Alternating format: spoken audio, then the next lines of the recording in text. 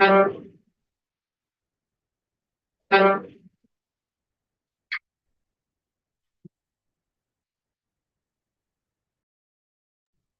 Richard. Halo. Halo.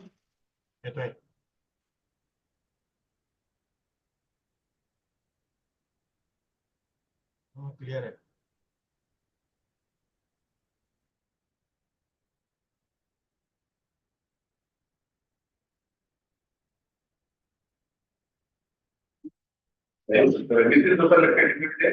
Oh, I don't know. Charlie.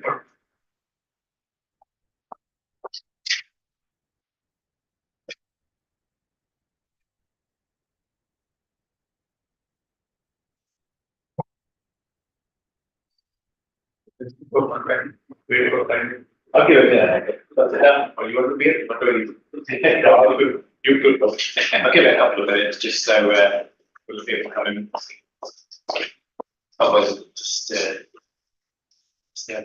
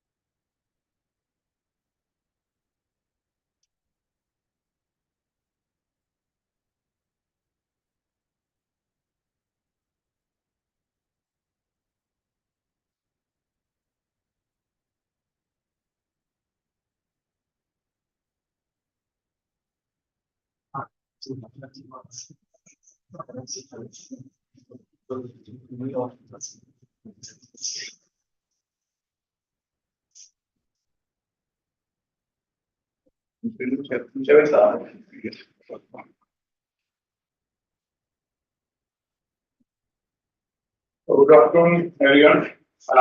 My great pleasure to introduce Professor Andrew Johnson. who is a professor of innovation and entrepreneurship at the University of Huddersfield in UK. And he also the Deputy Director of Graduate Education, running the school's doctoral program. He is also affiliate member of Center for Innovation Studies, that is circled at the University in Sweden. And economist by training, Dr. Johnson's research interest focus on the integrated processes of innovation and entrepreneurship within small businesses, particularly the open nature of these activities. His recent work has focused on collaboration between university and businesses, the role of university in economic development and nature of entrepreneurial ecosystems. Dr. Johnson has published 32 papers, one monograph in edited 2 books. His research has been published in high impact journals such as Regional Studies, Technological Forecasting and Social Change, Industry Innovation, Technovation, Papers in Regional Sciences, and Entrepreneurship and Regional Development. His work currently has over 2,400 citations on Google Scholar. Dr. Johnson has over 20 years of experience in terms of teaching and research in the higher education sector. He has supervised 10 doctoral students and also guiding another 8. So, welcome, Dr. Johnson. Thank you. And it's up to you. If you want to say a couple of minutes or anything else. Thank you. Thank you. Thank you, Vinod. And I'd just like to say thank you, Professor Sharma, for the invitation here to come and visit you for the week. And thank you for the very warm welcome I've had from everybody here, you know, whether you're picking up at the airport or showing me around, taking me to the grocery store or tour of campus. It's been fantastic so far.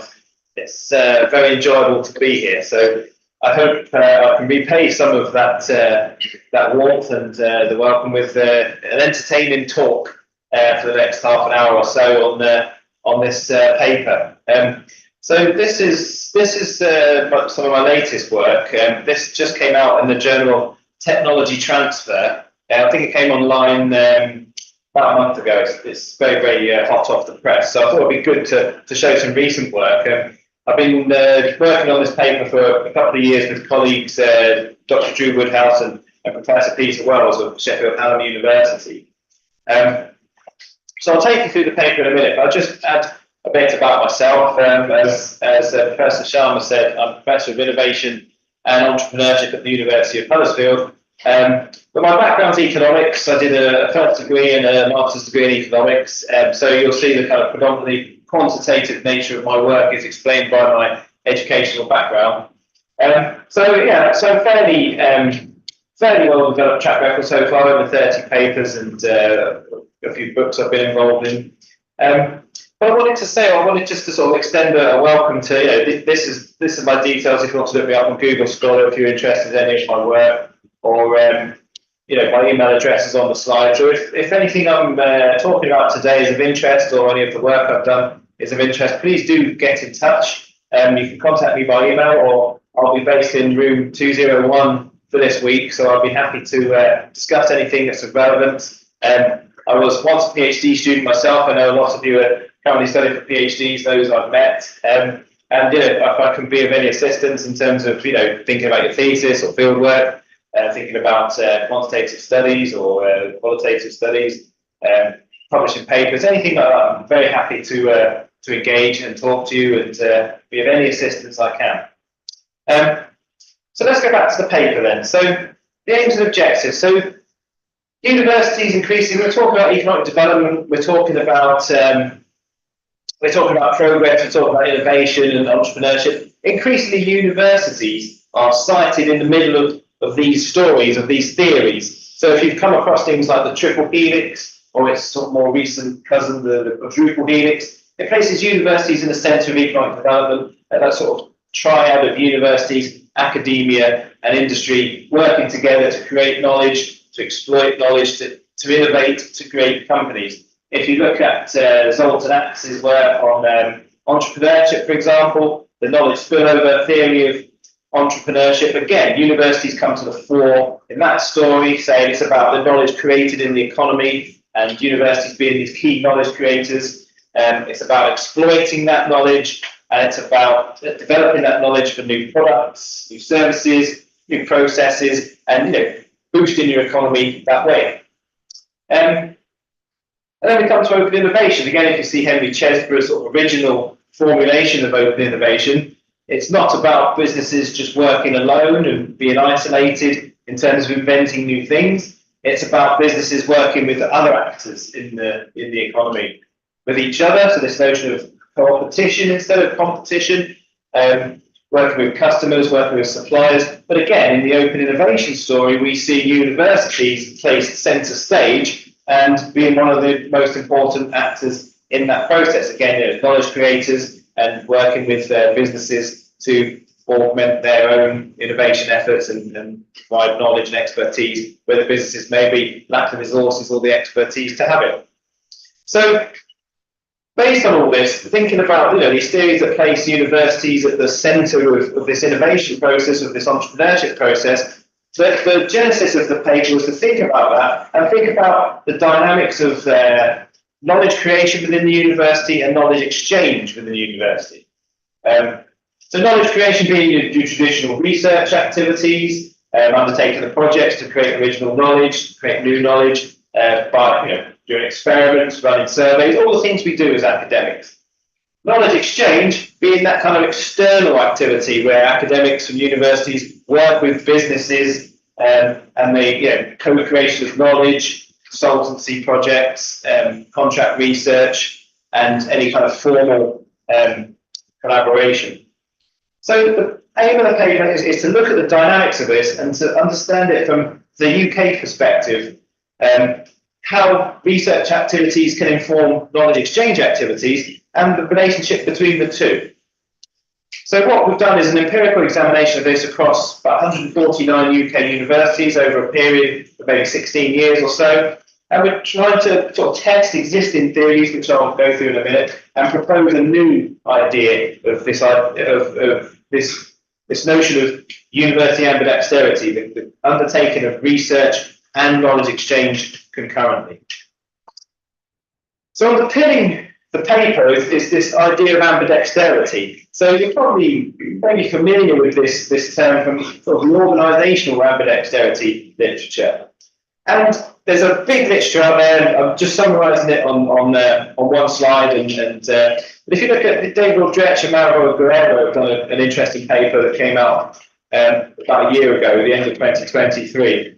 They suggested this idea of ambidexterity is sort of a new way of understanding innovation, entrepreneurship, is the key to understanding how it happens. And in an organisational sense, ambidexterity is the ability to carry out two activities simultaneously. Traditionally, it's kind of knowledge exploration and knowledge exploitation. So the exploration being the research, understanding what's going on, and the exploitation being the commercialization of that research to then create something new, be it a product, be it a service, and then generate revenues from that. So you can see on the slide I've outlined the literature. They've suggested there's three distinct types of organisational ambidexterity. We've got structural, we've got sequential, we've got contextual. So just thinking about those, the first type, the structural ambidexterity, this is where you switch between the activities in a timely manner. So you go through periods of exploration where you do the research, and then you undertake a period of exploitation where you commercialise that research. So ambidexterity is kind of temporally distinct, if you will. So a business or an organisation will, maybe do months, years of development, and then they'll do months and years of commercialisation subsequently. So they're still undertaking both tasks, but there's a distinct kind of temporal division of those tasks there. So slightly different to that, we've got structural ambidexterity, and this is the simultaneous pursuit of exploration and exploitation.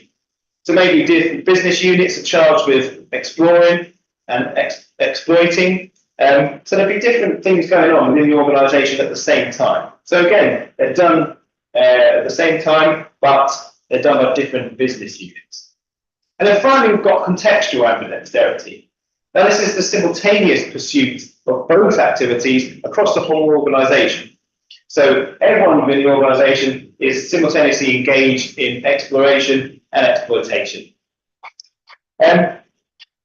So from the organisational side of things, that's our kind of theoretical setup. So moving into the kind of university realm, we've got the idea that two key themes underpinning this idea of university ambidexterity. Essentially what we've got is, within a university setting, the simultaneous pursuit of research and knowledge exchange. This is what we're saying that university ambidexterity is. And the two key themes, basically, they're interdependent. So from a university, as we know, will undertake research and knowledge exchange activities as part of its role, but they're linked. So research informs knowledge exchange, because if you're working with businesses and you're transferring knowledge and you're co-creating knowledge or helping them innovate or whatever from a university perspective, you can't do it without having done the basic research. If you've got no knowledge or expertise, you've got no knowledge to exchange. But conversely, working with businesses, collaborating, cooperating, spurs intellectual curiosity, and it may inform the next research project. So the two are interlinked. And also, they're bidirectional. So both of them inform each other. So we've got our two key things. So from a university point of view, the ambidexterity is built in because research must inform knowledge exchange and vice versa. So they're interdependent and it's bidirectional. So what does university ambidexterity look like, in the flesh? So this was sort of the genesis of the paper, really, because we read Centovelli's work from about 5 years ago now, 2019. And what they said was that this university ambidexterity followed a twisting learning path. So universities alternate between periods of exploration and then periods of exploitation. So if you read their work, it's a kind of like a tornado effect. So it's continuous fluctuation between the two. And they do this because there's evidence that there's tensions between the two. So if you're trying to explore, if you're trying to do research, then the research activities take up resources, take up time, and that means knowledge exchange maybe is less, supposedly less achievable because your focus is on exploration.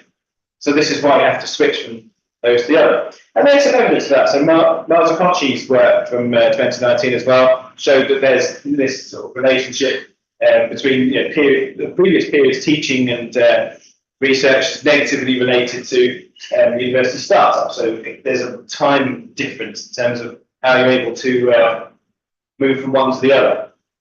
So Centovelli's work suggested that university ambidexterity should look like sequential ambidexterity, going back to our starting point. It should be periods of exploration followed by periods of exploitation. But we thought we would test this. We questioned why this could be from a university point of view. When we've got this evidence that they're interdependent, there's bidirectionality, why would this necessarily be sequential? What if it was more consistent in nature?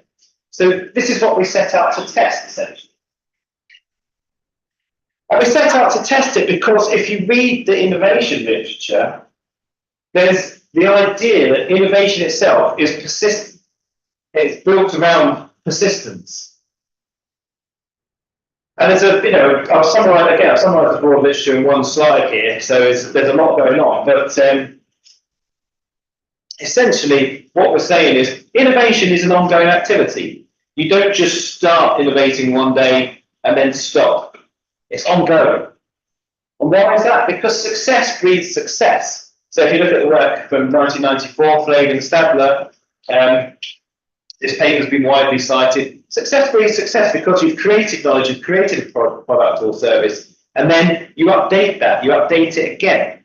So because you've innovated once, you've continually innovated. So there's a kind of persistence of doing this. It's path dependent as well because there are sunk costs. Like I said, you don't just start innovating, you've got to build up the knowledge, you've got to build up the expertise, you've got to build up that learning over time. So it's driven by knowledge accumulation as well. So this whole process of innovation doesn't just start. You don't undertake some innovation and then stop necessarily. Innovation is always an ongoing activity.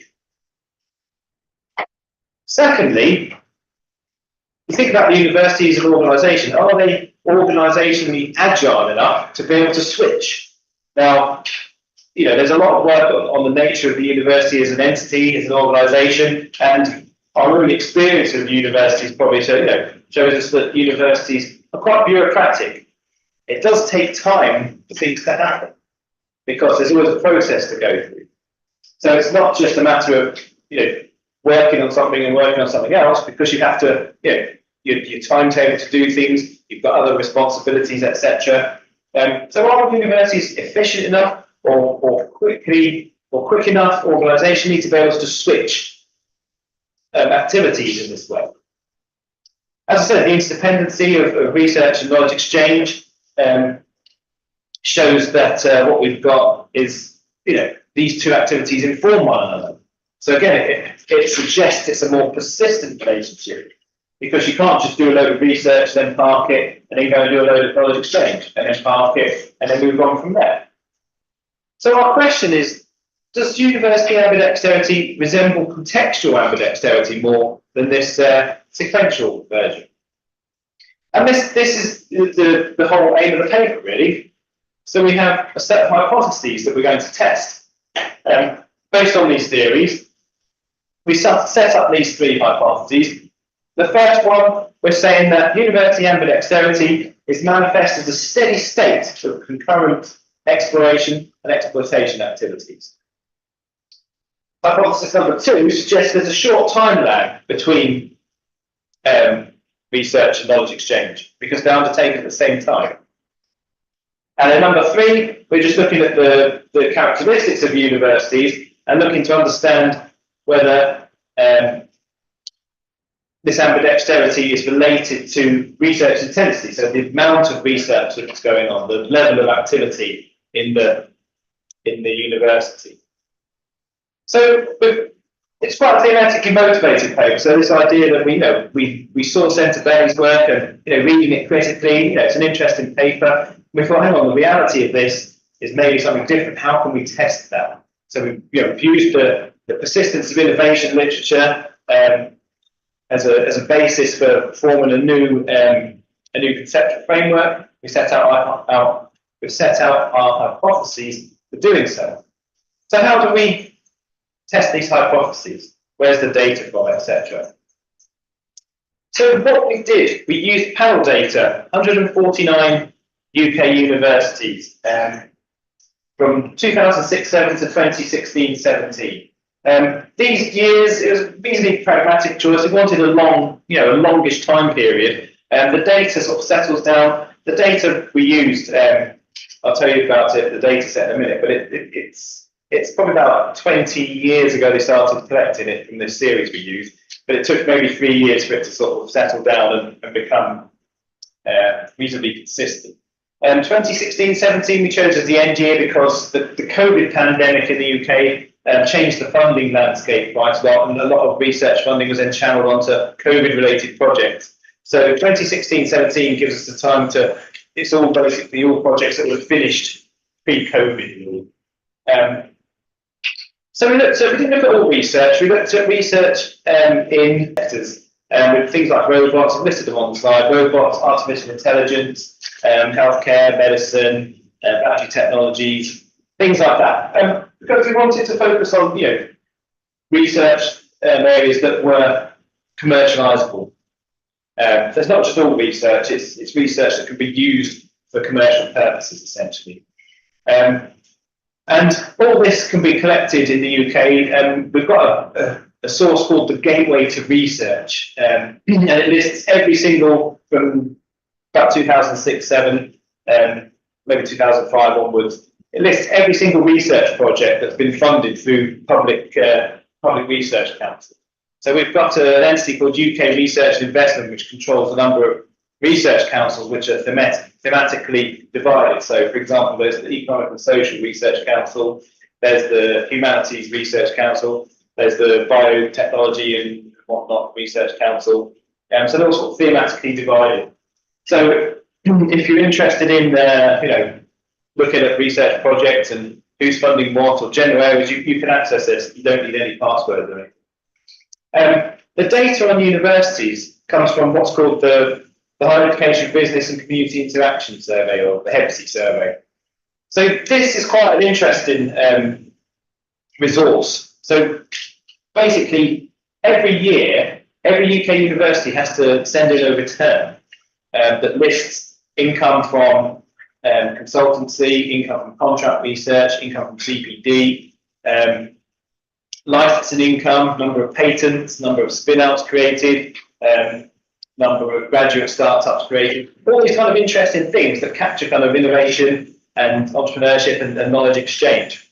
But also they look at strategy as well, because there's a few areas where the university are asked to look at, to state whether they have an incubator facility for the startup business, if they have a knowledge transfer office that's run as a sort of semi-autonomous business or not, if they have a business-focused strategy, those kind of things. So from this survey, we can glean quite a bit of information, not only on the knowledge transfer activities of UK universities, but also their strategy. So combining these two, we've got quite a nice data set that looks at, research income in high-tech sectors as our research variable, and we've got our knowledge exchange variables through all these areas. So you can see this. My slides are falling off the page slide, but you can see this in the paper if you want to have a look. But we list all the variables, so that's just how they're defined formally. So the empirical model then. So we have to be careful with what we're doing, because we're talking about persistence, we're talking about bidirectionality, we're talking about endogeneity essentially. Things affecting themselves and each other. So it was a kind of messy modelling scenario. So what we did, we used a P-VAR model, the panel variance autoregressive model, and it uses generalised method of moments estimations for our regression. We use this because, like I said, it controls for endogeneity. Now we're interested in endogeneity. We want to see how these activities are influencing themselves and other activities. So we need to control for endogeneity, but we don't want to eliminate the endogeneity because this is what we're interested in. It also allows bidirectionality, because again, we're saying that each of these activities inform one another. We're not having a one-way causation necessarily. So we want to understand that. And it also allows some heterogeneity across observations, because what the university's like. 1 year's activities isn't necessarily like the next year's, not because of anything to do with the university necessarily, but because things change. If you've got lots of grants in 1 year, or you've got lots of activity done in 1 year, it doesn't necessarily always follow that the following year you'll be doing the same thing again, because you've got to then deploy resources to undertaking that research, etc. So the P-VAR was our model of choice for those reasons. We've formalised our model there. So what we've got is we're looking at income in research areas and the KE areas, and then we've lagged it as well. So we did a test to find, we're looking at whether one influences the other over a period of time. It was a 1 year lag that came out as the best fit for the model. So we used a 1 year lag, and then we've got the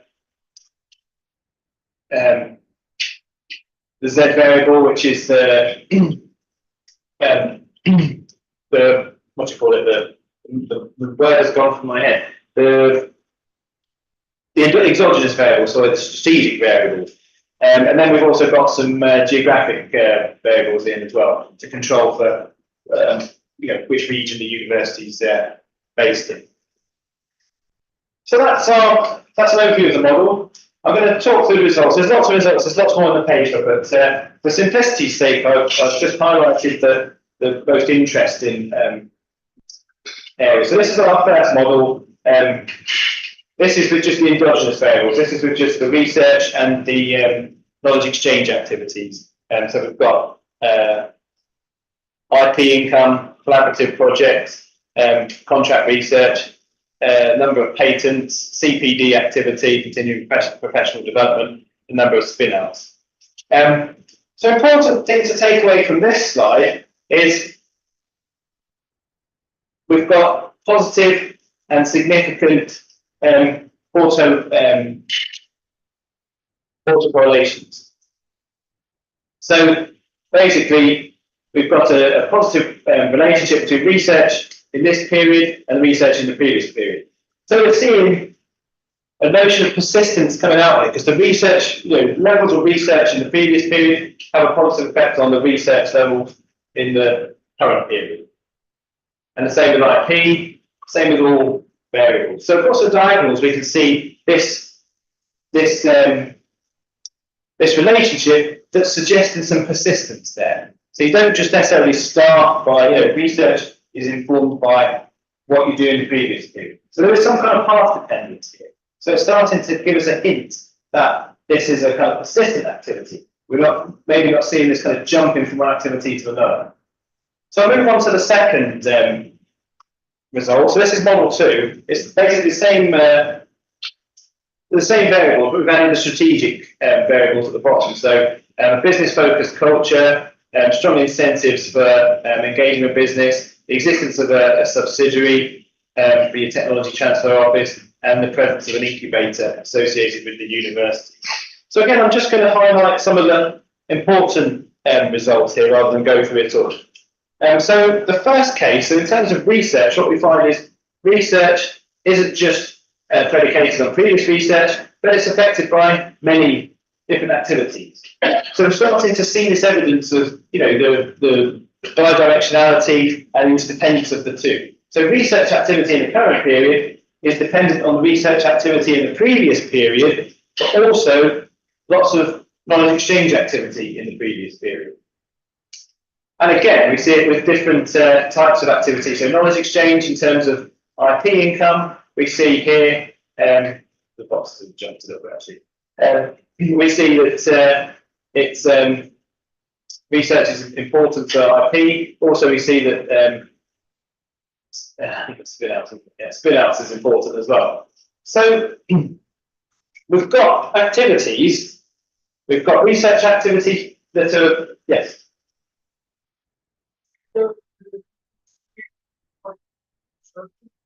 CPD is like cost requirement, you have your interdependent program. If you have invested in all this training program, that is also promote this. This is the income from CPD. So this is CPD activities that the university is providing for others. So it might be training for businesses, etc. Yeah, so it's not CPD for the university, it's CPD provided by the university, sorry. So what we can see is knowledge exchange activities are influenced by research that was previously undertaken and also other knowledge exchange activities. So we're starting to get a picture then of this persistent relationship. We start showing a short lag, so the previous period is influencing the current period. So it doesn't seem, the existence of a short lag doesn't seem to suggest that the university is just doing research at one period and then doing some knowledge exchange in a different period. It shows the bidirectionality, they're influencing each other. I'll show the green squares. So we've got evidence here. Yes. What is BUS? Is this one? BUS, that's basically a dummy variable having a business-focused culture in the university. So when the respondents are asked to say the main focus of their external activities, is it the business community? Is it policy-making community? Is it the third sector, or is it other? So those that have a business-focused culture in terms of their external activities, in terms of their knowledge exchange. Sorry.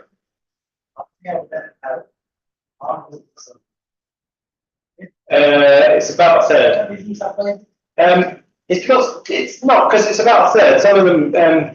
This is either a strong business culture, so you can rate the strength of it as well. So this is those that say it's either 4 or 5 out of 5, and then you can then say others are stronger. So yeah, it does measure it as well. Yeah. So yeah. Yeah. So you'd expect that. Intensity of this type of stuff. So that's like. Yeah, but the data didn't allow us to do that, so we've just got a binary of that. it's focused. They say they're focused on business or life. So in terms of the green boxes, we can see, you know, the bidirectionality of the element. So research is,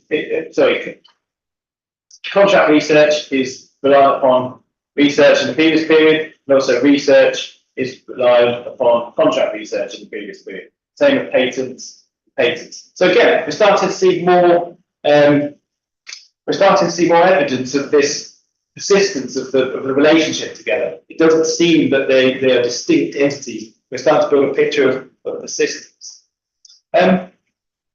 So to look in more detail, we've got these generalized impulse response functions as well. So this basically shows how the characteristics of the relationships over time.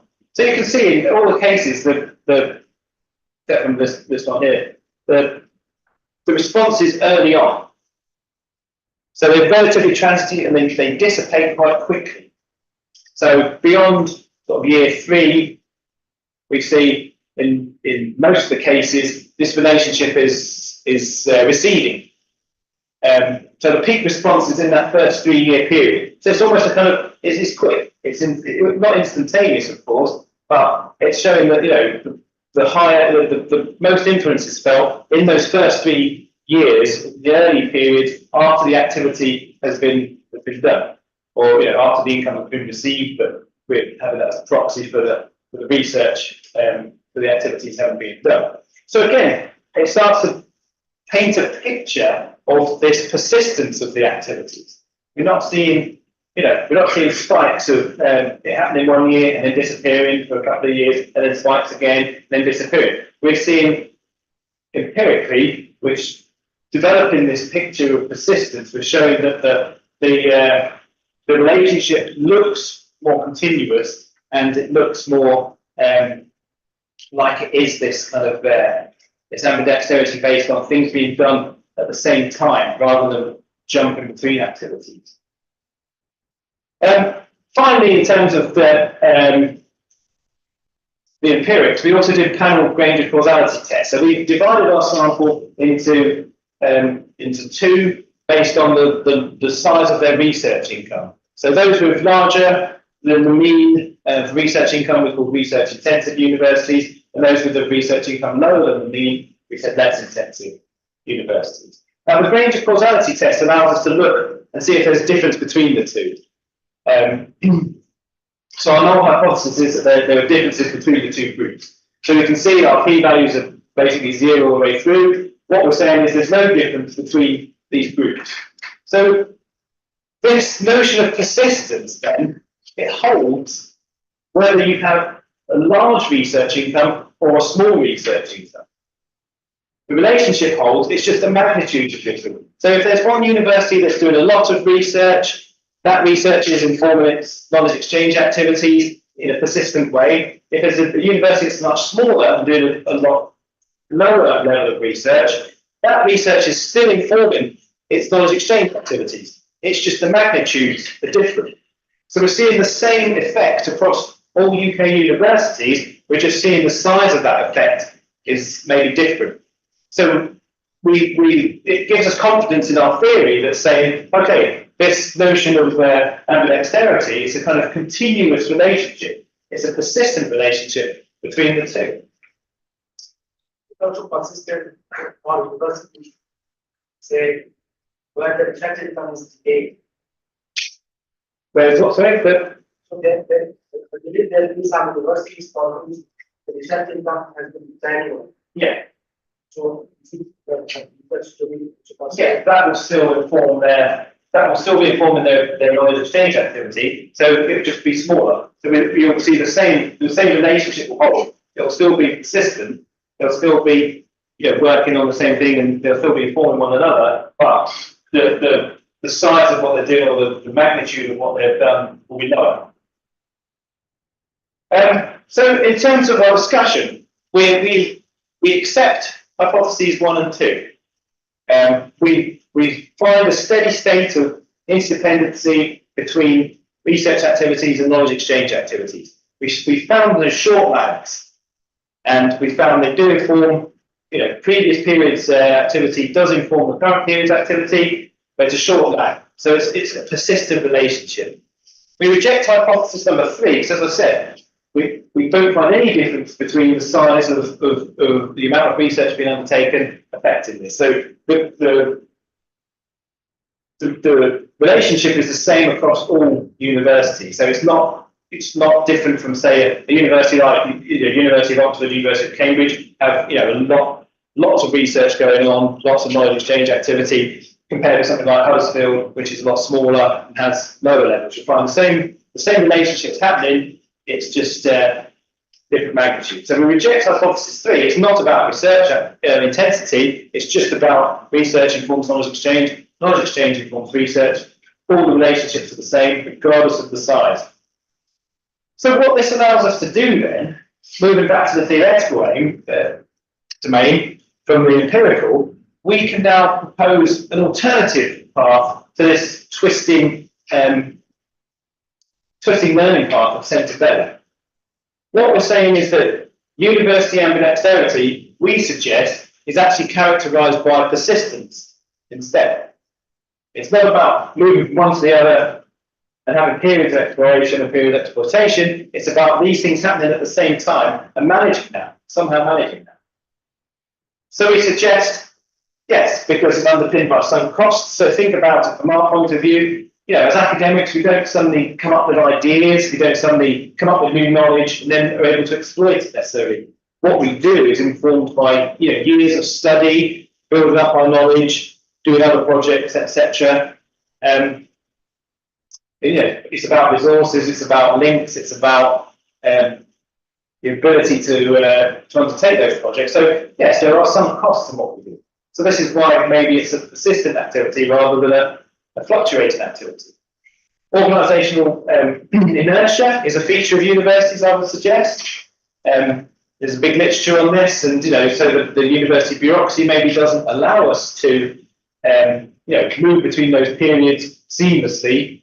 It's about trying to do all those things at the same time. As I said, path dependency, knowledge accumulation. So the one thing, so suggesting that university ambidexterity is driven by persistence, therefore, if there is organisational inertia, how and path dependence, how can change be possible? We do not mean to imply that universities, if they're path dependent, if it's about persistence, that universities are set in their path and they will not change. But if the university is to change, then those changes require foresight, it needs a clear idea of any new directions, it needs patience, and it needs persistence. So from the university point of view, change is important and change can happen. So the danger is we're saying, innovation persistence, the university's path dependent, they're organisationally suffering from organisational inertia. What we don't wish to suggest is that universities cannot change, they will not change, because this then undermines our whole university at the centre of the innovation process and the entrepreneurship process. They're just producing the same thing. So changes in direction then, they must be planned. It's like a super tanker. So the huge ships that transport oil and goods and all kinds of things across the world, they can change course, but they can't just suddenly avoid something they see. If the super tanker is to change course, it needs to be planned, it needs to be executed properly, and make that change, and then expect the ship to turn, and it will turn with a turning circle of maybe 5 or 6 miles. So the ship will turn, it just cannot be suddenly, there, turn, like you would a car or a bike or something like that. So changes in direction must be planned. They must be, looked at strategically. So from the university point of view, it's about trying to understand where the university is going. It can't sort of jump on a bandwagon and suddenly be researching new areas and be a panacea for new knowledge in that way. It needs to be understood where things are going, needs to move in that direction. So in conclusion then, just to sum up, what we're saying then from the paper, from our work, we're saying that university ambidexterity has 3 key characteristics.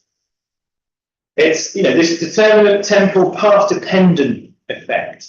So we're saying, yes, research informs knowledge exchange, and knowledge exchange also informs research. So it's autoregressive component. There's a significant autoregressive component. So yes, they rely on each other. There's an intertemporal bidirectional relationship, and there are short time lags between undertaking research or knowledge exchange activities and those activities informing the next period's activities. So through this, we can say, yes, we highlight that the relationship is characterized by persistence. We're saying that university ambidexterity is a persistent relationship and not a twisting, fluctuating, almost random relationship between the two. So there are some limitations, of course. This is a UK context. Now, you know, we're fortunate to have access to some good data.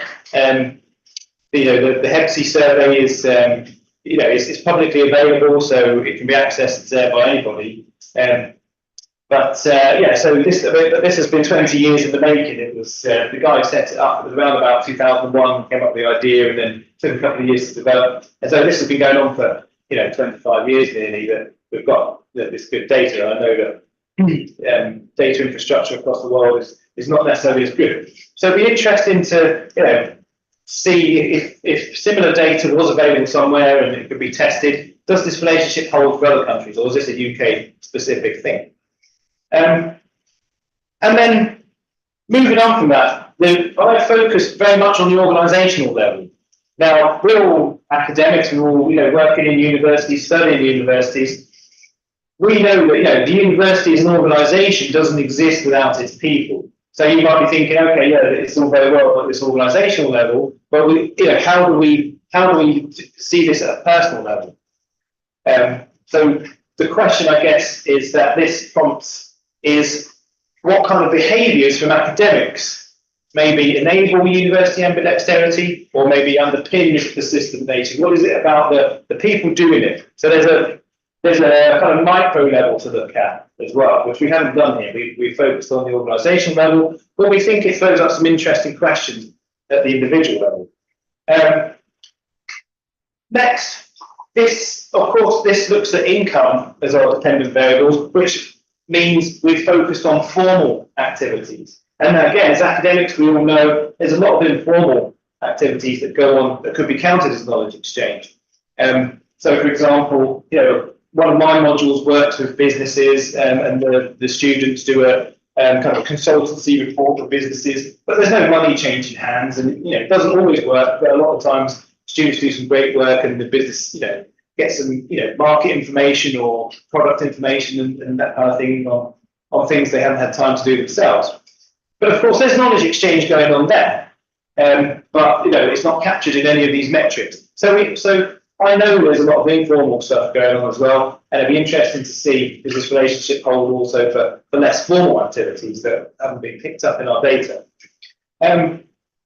Finally, are there any effects around clustering, around location effects, around university ambidexterity? So for example, I use the example of the University of Cambridge now. If you've been to the UK, if you've been to Cambridge, the university dominates the town, but it's also spread to the outskirts of Cambridge, where there's the Cambridge Biosciences Park.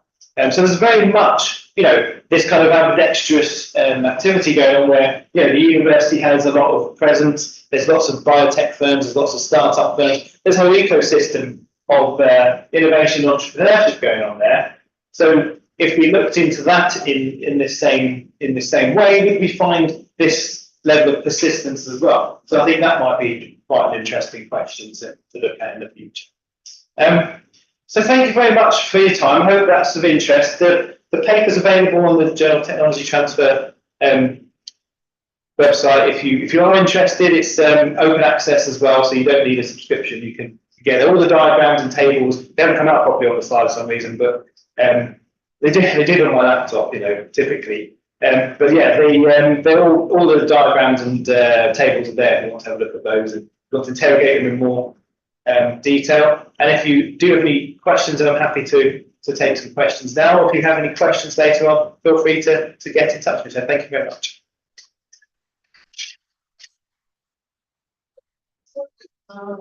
You've just spoken about research and knowledge exchange and their relationships, co-relationships, and this person. So, how much of it is determined by the university's promotion policy? Exactly. So, is it like a voluntary thing that you're doing, or is it because it is dictated by this person, this amount, this percentage of our activities go to towards information? Yeah. So, wouldn't that be like automatic in terms of what you're finding?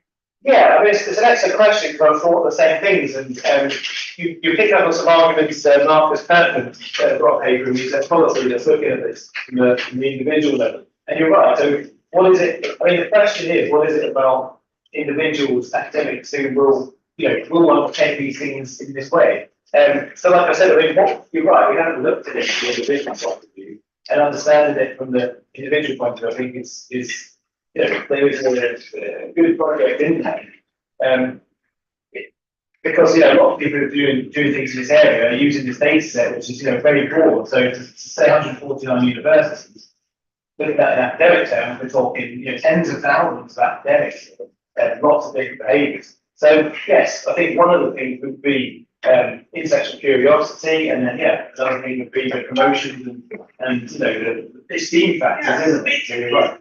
Find this relationship to really look at only professors who who got who are the promotions. Yeah.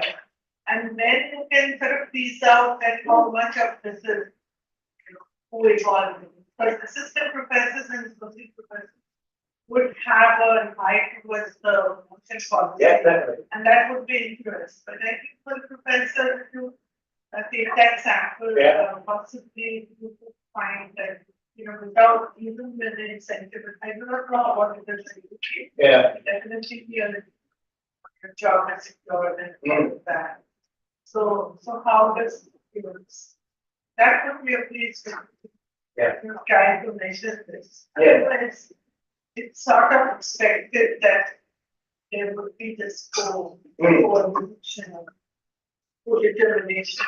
Yeah, I mean, maybe what you find, maybe at the organisational level we've got the system, but maybe at the individual level we've got more of the twisted part. Maybe there's two going on. I think the other thing to note is one of my PhD students is looking at teams, research teams, working with teams from business as well. So her data, and she's still got case studies, qualitative case studies, is very much bringing up some of the things that you've mentioned. So there's the professor maybe is guiding the project, but they hired people in, with specific expertise for various bits of the project. So what we've got is just, incoming research and then incoming knowledge exchange. But the dynamics is a kind of muddy world, isn't it, of who's doing what within the project team and, how that's playing out in terms of research, knowledge exchange, back and forward, and publications, and also, like I say, promotion based on that, incentives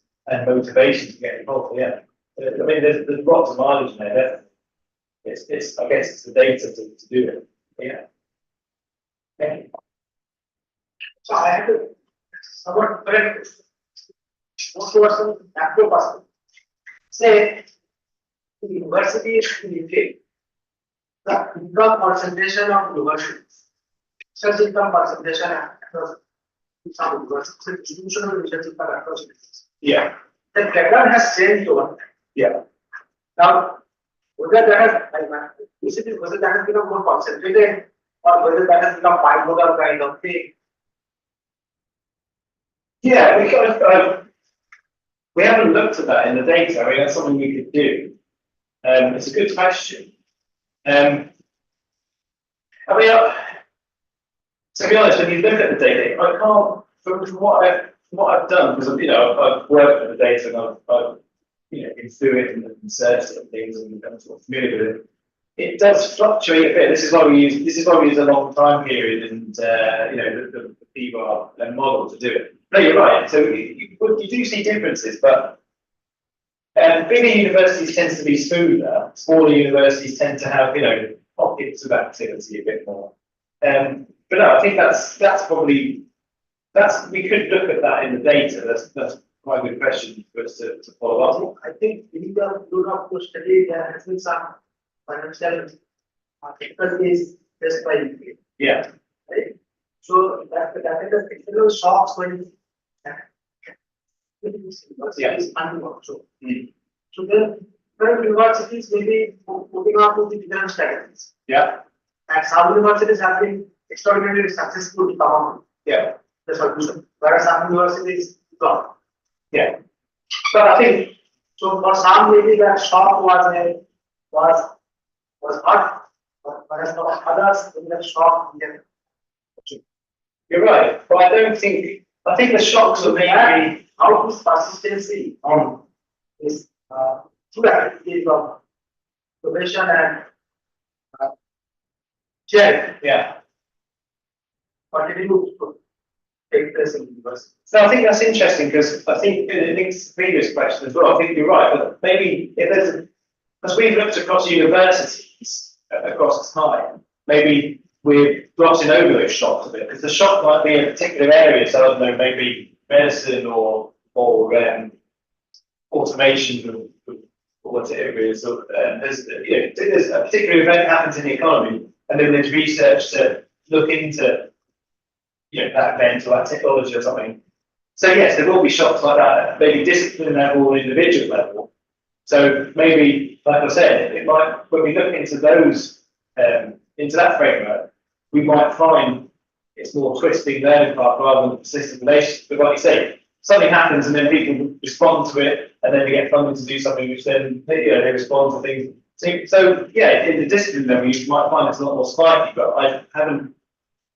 we haven't been through it in the knowledge exchange data doesn't account for discipline of activity, it's just organisation level. So for organisation level, what we're seeing is the university, yes, it is persistent at the organisational level, but then we understand that the organisation is 5,000-6,000 academics in some cases, doing a lot of work. So yeah, I think you're right. It opens up an interesting avenue to look at where it does spike and how it does spike and how those things are happening. So yeah, I'll make a note of that and try and look into that. I think this What we observed from here is that the universities have started special departments on say climate change, the issues which were non-existent earlier. yeah, So perhaps the more money is putting around to have those departments you can partner with the class and so you can have such yeah, definitely. and recent shock is out of this data set that you are considering. Perhaps after a few years, when we go to school, the COVID data, during the COVID shock, when the several sectors were down for the pharma, medicine, they benefit, right? Exactly. Yeah. So that may be, and that perhaps also has given some new emphasis by the universities on health related sectors. Yeah. In India, we see some of the cases, some cases, the major emphasis is coming up on health. So a lot of money is coming. Yeah. Health related sectors. The technology also, health oriented technology. Medicine is safe of regarding problems now. No, you're right. All these things fall under the larger strategy of the universe. Yeah. No, you're right. And this is the disadvantage of having an organisational level lens in that we miss out on all this. So yeah, I think that's there is stuff coming out in sort of the business entrepreneurship literature around the impact of COVID on innovation, on startup, and on various aspects of entrepreneurship, that kind of thing. So you're right. Those things are coming up. But we could maybe try and look at this from pinpoint technology and see how things are affected. Maybe see if there's a persistence in that relationship. Because you're right. Because I mean, I guess climate change being a good example, but also I guess sort of green power and green technology. So things like PV cells and solar panels and wind power. 20 years ago, they weren't batteries as well. It wasn't such a big area. In the last 20 years, we've seen a huge demand for those technologies come out. It'd be interesting to trace them back and see, see if there's that kind of persistence still in that relationship. Yeah, thank you. Thank you. I think, Yes, so I had a question in terms of the India Learning University. So I guess in India, it is also about engineering and science and IIT and other leaders. yeah. So and recently many IITs were also open. So I'm thinking in terms of, is there any possibility that the new IITs are attracting the funding also because of the state learning? For example, if there is an IIT, when it is established, it also comes with a lot of funding, a lot of contract with the industry. So that is a cash flow which is happening in state universities. So can it also be possible that we can add one more variable for face value? It can also explain how there is much contraction for this. I think the results really show that that kind of approach is really useful. So if there's new institutes of technology being created, and they're creating the specific remit of doing research and engagement at the same time, I think it's really showing, this is a good thing, because if that's their ethos in the first place, then we've got this persistence built into the culture. So yeah, I guess with new universities, institutes being created, and institutes being created specifically to do that, we would see that. I guess in our data set, none of the universities have been created with that in mind. They're traditional universities with many subjects and many different departments, etc. But yeah, I think that's a positive sign, and I think something that policymakers can take from the results. But yeah, if you are to create new institutions, because I mean the UK experience, to add some context, we've had a few last sort of decade or so. They've called them catapults. So a similar ethos to the IITs, but they're called catapults. So they'll be focused on, say, like satellite technology, or they'll be focused on wind technology or battery technology, and they're set up, with as a collaboration between businesses in that area, the universities. So it could be sort of labs provided to do things, and they've got exactly that ethos. So it's not the whole university, it's just it's maybe people from different universities as well. So everyone who's working in that area works through the catapult. So it's almost that same kind of thing. So it's setting it up with that system, activity going on. So yes, the research feeds directly in, and the knowledge exchange feeds directly in, and then they should learn from one another. So yes, from a policy perspective, you're right. So those new universities, it makes complete sense to take that approach, doesn't it? Thank you. Small doubt. If you talk about the model, so you have talked about that the genetic model. So, and basically for that you are taking this dynamic model for the estimation purpose. But in the bidirectional, you found that for the bidirectional causality basis of varieties, is it due to this indigeneity? So still there is the indigeneity in the model. Yes, it's some bang on the last part. So you have talked about this indigeneity conservative model. Yes. So you have taken this dynamic model to deal with this indigeneity. But in the causality test, you found out that there is a bidirectional causality between the variables. Yeah. So isn't due to this indigeneity still present in the model? Is it within the model, or is it real? Your estimation is based on your model, right? Yeah. So that the bidirectional causality shows there is still indigeneity in your model. Yeah. Yeah. So how it could be a case the result is influenced by this indigeneity. Well, I think because the p-value takes into account that there is endogeneity. So we know, we're setting up that there is endogeneity. So yes, it enabled us to, I'd have to ask my colleague who did the estimation, the ins and outs, technicalities, but my knowledge is reasonably sophisticated. Yeah, so the endogeneity, we know, we're saying there is endogeneity because they don't exist on their own. So to find the endogeneity is reinforcing what we've done. So the model can account for that. So it's not spurious. It's showing that it is there. See what I mean? Yeah, so I think it could be good if you try to find out the estimation to the RD estimation or any other estimation method which is basically that this is the genetic control. Because if this the granted for genetic test, still there is a genetic control. Yeah. I'm not sure of the rest. Okay. But so this just to clear. No, Then still that time he is not using that as anything. But when he's estimating the model, if the coefficients and its significances. So that time the model generated that dependent that variables, that structure, acts as an instrument to correct for the entity. Yeah, of course, we all understand that the statement is not true. Yeah. Unsatisfactory. That is there. Yeah, yeah, so I mean, that's why it's the GMM. That's accepted. Yeah. It's a, it is, model generated, so data generated. Yeah. That means, an instrument, then you can tackle the ambiguity problem in our. And then, that possibility is, he has done several. That kind of possibility is here. Why that's considered Ask for this question, that, okay, the GNM method estimation, there be completely free from it with me. And so there are subsequent things. Now, the IVs are not so easily available on the all formats. And another thing is that no matter which IV you use, so there will be, there is likely to be some questions which you will not be able to answer. Yeah. So it's a compromise.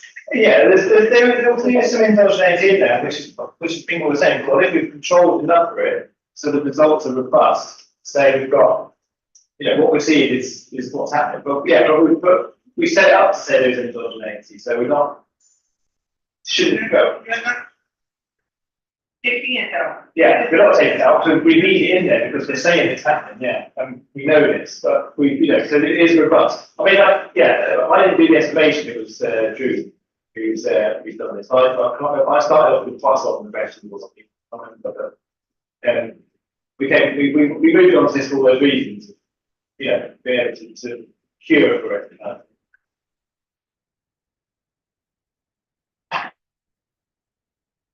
No more questions.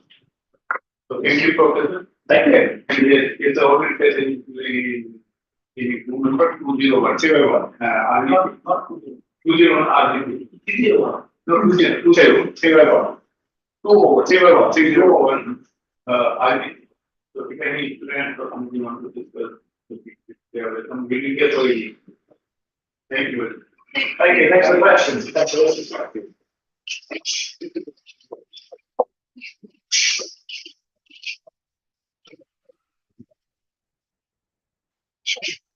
And for the rest, I enjoyed it.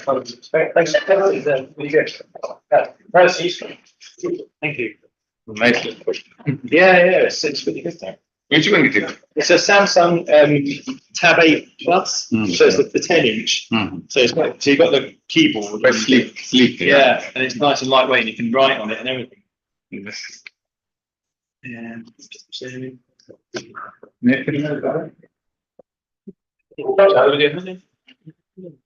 Anyway.